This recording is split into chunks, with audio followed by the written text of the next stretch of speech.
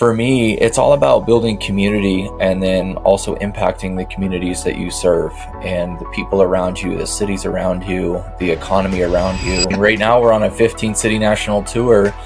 We can get into that a little bit later, but it's just, you've got to kind of rip the Band-Aid off. You got to take life and you've got to take control, and inspire others to live in a better future. Approximately 1 million companies that are within the revenue range of 0 to 20 million, and the percentages of each of those companies that didn't actually go through a proper acquisition and they failed was 70 to 80%. And that's one of the problems that I'm looking to solve. Another thing is also the ability for systems to be implemented from one company into the next, because there's either lack of the systematic approach or creation within the company based on policies, procedures, and... Welcome back to the Hustle and Grind podcast, the show where we dig into why real entrepreneurs trade comfort for conviction. This isn't about vanity metrics or overnight success. It's about the stories behind building a reputation that actually matters. I'm your host, Andrew, keynote architect, platform builder, and fellow founder in the trenches. Today, I'm sitting down with Nathan Byrd, the consultant, event builder, and relationship expert whose number one goal is creating sustainable momentum and reciprocity in life and business. So, Nate, thank you so much for being on the show today. I really appreciate it. And you're in a space that I actually love, and I see as the future of businesses. And I'm really excited to share this with the audience today. So again, thank you so much for being on, especially since you're on the road right now. I appreciate you being on with us. Absolutely. I'm glad I'm able to get this in here in the morning. Sure. Absolutely, man. So I want to go through, because I asked you this in the green room before we got started, go through a little bit about what your acquisition con does. In your words, tell us what it is, if you would. Yeah, I think it's important to start with the why, and really why somebody creates something, and then how individuals can leverage it. And for me, it's all about building community and then also impacting the communities that you serve and the people around you, the cities around you, the economy around you. And, those are the pillars that I focus my life on. And from there, it stems into how am I able to serve my fellow founders as well as investors at the highest capacity? And my vision, as well as the research that I've done for the space of business sales, as well as the space of business acquisitions, I've found a few problems within that space. The problems will be the education that one is needing. And in order to collapse time, you must have the education. In order to build a relationship, you must have the experience with others. So there are shared experiences that will build strong relationships. And from there, you're able to really build a better life. And that's why we've built the Acquisition IQ brand. And then underneath the Acquisition IQ brand, there is the Acquisition Conference titled AquaCon. And then underneath that is also the Acquisition IQ National Network that enables individuals to communicate via an app, as well as, other things that we are putting out as far as your emails and all the various things. Okay, so what was the sequence of events that caused you to start this? That's a good question. It was the first time where I had an interview with an investment banker, and keep in mind my previous professional business, kind of road, it took me down the path of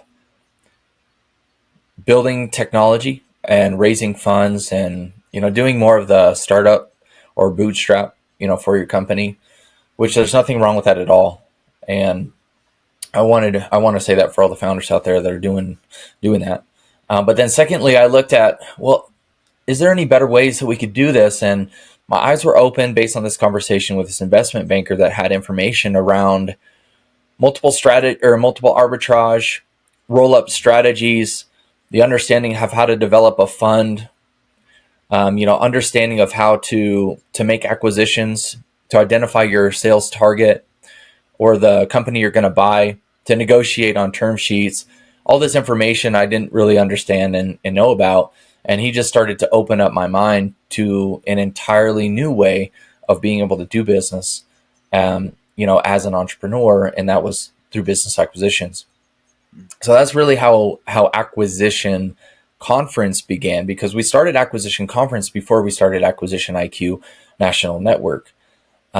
Which obviously for me as an entrepreneur, I typically will choose the hardest thing to do first, and then work my way backwards from there.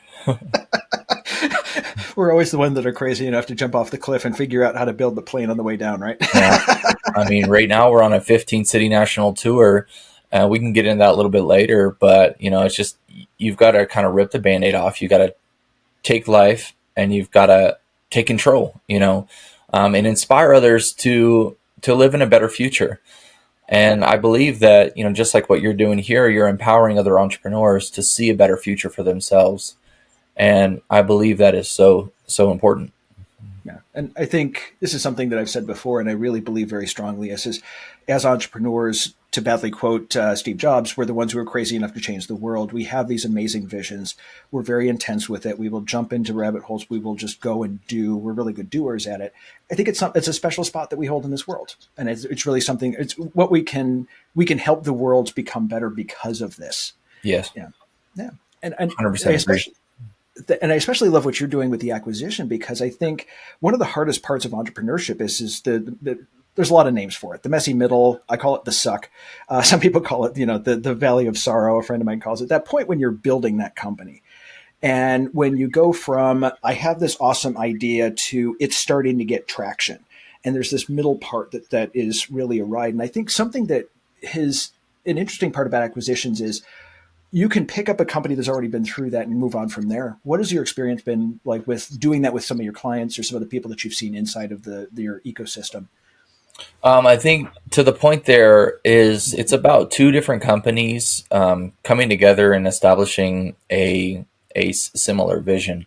And that's where relational dynamics come in, and the ability to understand inefficiencies within one company and then the efficiencies in the other. And then allowing for obviously the understanding of the technical capabilities of those two to come together. I mean, the reason why I say that is because, well, within acquisitions, you have two parties, and you want them both to flow together. And really that's, to your question, I think that's one of the most important things. Okay. Because I think that's one thing that we think about is there's a lot of boomers that are retiring now. Their kids don't want to take over the companies. So there's a Yeah. lot of companies for sale, and I keep seeing a lot of it. And it's kind of trying to understand where the acquisition, where your companies come in together. So is it more like merging it together, where they call it pulling an Amazon, where if Amazon likes a technology, they'll pull it in, and instead of having to build it themselves, they'll take another company, acquire it, move it on? Or is it some of these companies that are being exited by boomers who can then be purchased by somebody else? Or what do you find is like the more typical, or is it yes, all of them? It's, I guess, a valid answer as well. I mean, currently, the small business market right now at about a 5 to 50 million in EBITDA. Those are the companies that are making their exits at the moment, and then also that are being acquired.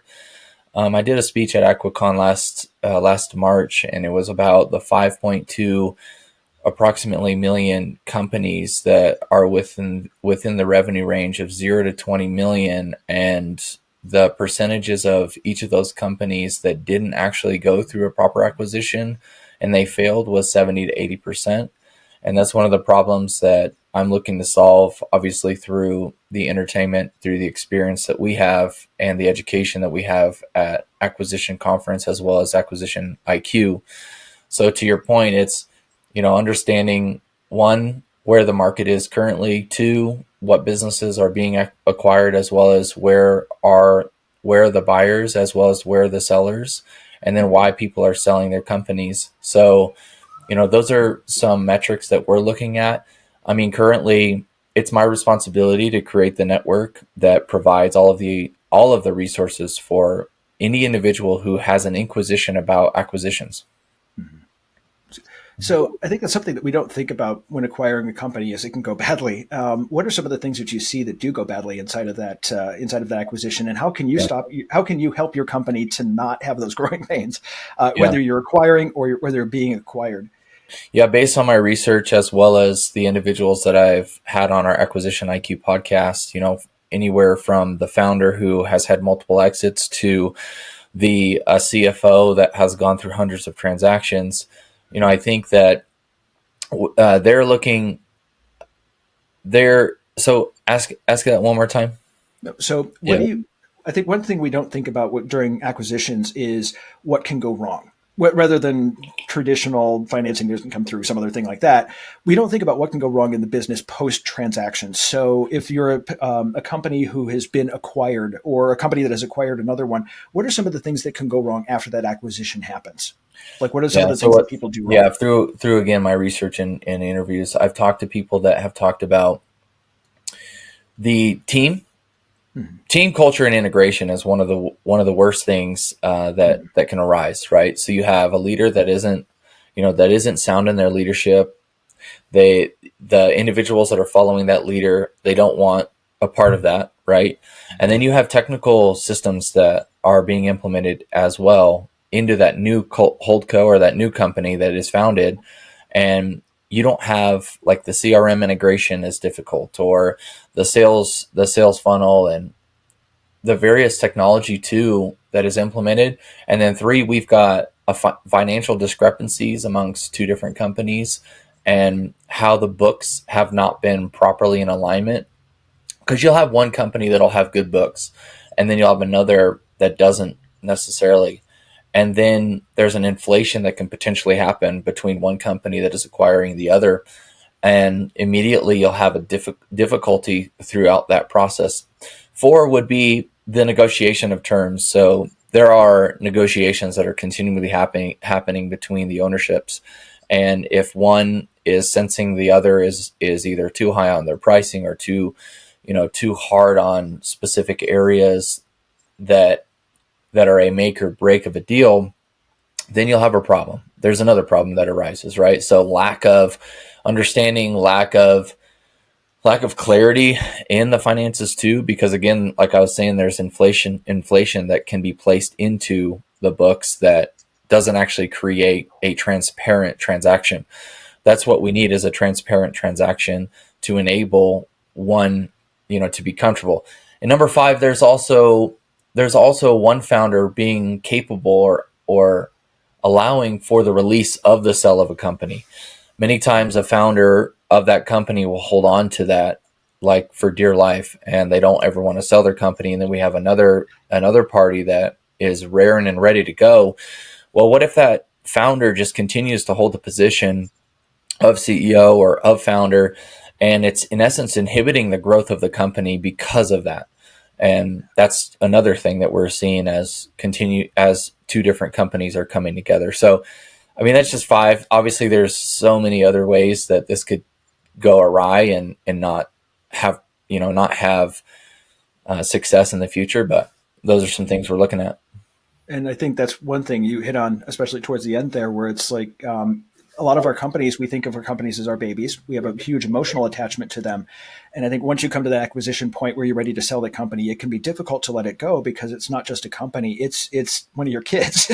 Yeah. And I think a lot of founders really hold on to that, not realizing in the future that you're going to have to sell this company, or that would be a very good move to sell this company, and not being emotionally and mentally ready to be able to do that versus just the money is one side, but it's also giving up that baby that you've really put a lot of effort into. And I think Oh, that's another actually thing is yeah, intellectual property. Another yeah. thing is also the ability for systems to be implemented from one company into the next, because Mm. there's either lack of the systematic approach or creation within the company based on policies, procedures, and everything that comes along with that. Again, if there's no transparency in systems, or because then you'll potentially have a reorganization of the company where immediately that's where you'll hear that one company takes on another, and then you have layoffs, right? And then there's a reorganization to, in essence,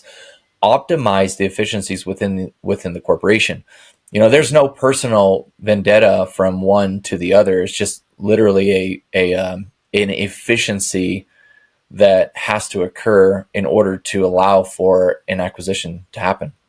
Mm-hmm. Anyone who's tried to log into Instagram via Facebook has learned very quickly what happens when technology doesn't mesh well. I tried to do that the other day, and it was a huge issue. But I think Yeah. it's something I've seen before in companies as well, where it just that integration can be difficult, especially if you're trying to, as a co-founder, just build. Some, again, like we said, jumping off a cliff and building the plane on the way down, not thinking about ever having to integrate this with something else in the future. Yes. Well, talking about acquisitions as well is where, as the founder, and I would suggest to all the founders out there now is just to continue to complete the documentation of the things that you're creating within your company, because, currently we're on this 15 city road tour. We've got multiple cities and states we have to go into, and every single event that we are producing is an event, is a system. We have team, we have the event venues, we have the people that are helping, we have the different people that are helping with all of our socials on the back end. We have a media team that is able to cut and splice and share all of the content that is developed. We have, so you can imagine the list goes on. But if we don't have all of that documented in a standard operating procedure, that's where, first time founders, or second time for that matter, that haven't taken that as the golden standard of what they should do, with an organization, then, you'll have a problem again with the increased valuation of your company, and then also enticing a potential buyer to be able to buy your company. Yeah. And I think that's something a lot of founders don't think about because it's not fun, it's not sexy, it's boring as hell, but it is incredibly important, especially as you're growing. And then, just to get through the growing pains of it. But then when that acquisition happens, makes it a whole lot easier to be able to acquire. Think about, so there are three like principles that I think about, and that is the McDonaldization, Walmart, and Amazon. So Amazon is like the king of like online retail e-commerce, right? So that's one. And then there's Walmart, that is in essence a buy everything at one place. Hey, what do you need? It's just, oh, here, let's go to Walmart. For those, there's probably other stores out there, but I'm just saying Walmart because they're one of the behemoths. And then you've got McDonald's, and then McDonaldization, which is a term that in essence means to create duplicatable systems that can be easily replicated, and with great efficiency. So if you take those three things and then you place that into the confines of a business structure, you'll have a winner with proper documentation, and in, obviously a product or service that one is going to like. Obviously there's so much there, but exactly. So tell me about this road tour, 15 cities. Yeah, so we're on a 15-city road tour for the Acquisition IQ brand. And for the Acquisition IQ national tour, we're meeting with different various cities. So, for example, I'm in Reno, Nevada. We just launched the national tour. It started on June 2nd. And then we'll move over into June 4th, Sacramento. And then from there, we'll go to, San Diego, Phoenix, Vegas, Salt Lake City for 2 days, fly over to Dallas, Austin, Houston, Atlanta, Nashville, and I'm sure we'll be able to put a link to this. Obviously, well, if this is produced multiple weeks after, we'll have been almost halfway through the actual tour. But then we go to Chicago, Indianapolis, Minneapolis, Minnesota.